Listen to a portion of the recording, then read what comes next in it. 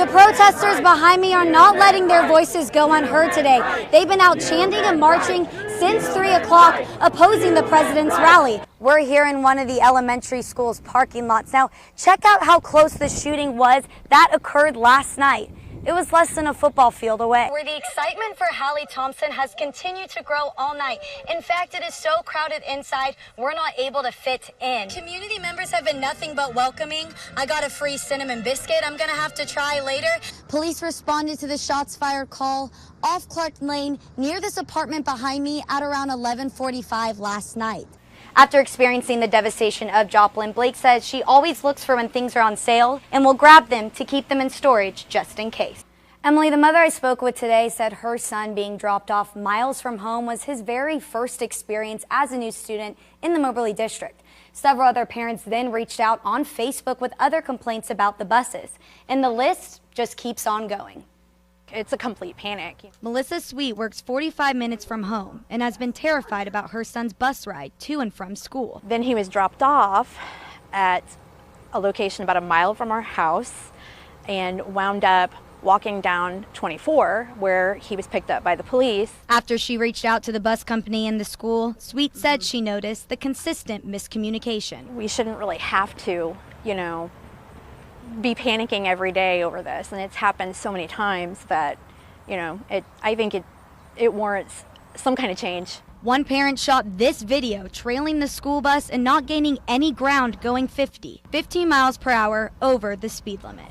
That's terrifying. The Moberly School District is aware of the trouble with the transportation company, Apple Bus Moberly. Some concerns that had come up were regarding communication and customer service. The school district says they want to hear from parents and address their concerns. I know that it was a pretty awful experience for us right in the beginning. Sweet says she wants her son to be safe and make it home.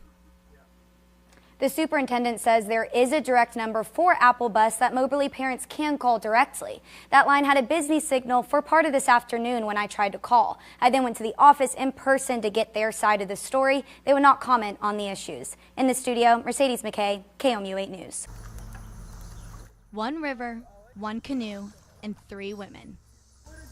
Nah, bring it on. It's fine. All with one goal. It's to make it to St. Charles. They call themselves the Proud Marys. I kind of wanted something that was fierce and kind of stood for women, since we're 3 women doing it. Lauren Crawford is in the front as the eyes of the boat. Christina Yule takes the back and steers, while Carrie Chittum holds down the middle. If someone needs a turkey sandwich, I'll throw it to them. The Proud Marys are rowing in support of Planned Parenthood. Being 3 women, I guess, again, standing up for a good nonprofit that does so many good things.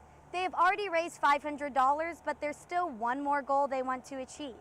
Lauren's older brother Austin and Carrie's older brother Josh, who by the way is Christina's husband, have finished the race the past 2 years. That's why beating them is going to be even better. Many memories have been made since training began in April, like naming this local heron stand they always see on Lake Dixie. It's been pretty special, getting to know them. They're great girls. Glad to have them on my team. With the race just around the corner, they are already imagining the celebration. Maybe crack open a cold beer. We did talk about pulling into St. Charles, wearing the golden leotard that Tina Turner wears live when she's singing Proud Mary. Keeping that big wheel turning on a family tradition. Mercedes Mackay, KOMU 8 News, Columbia.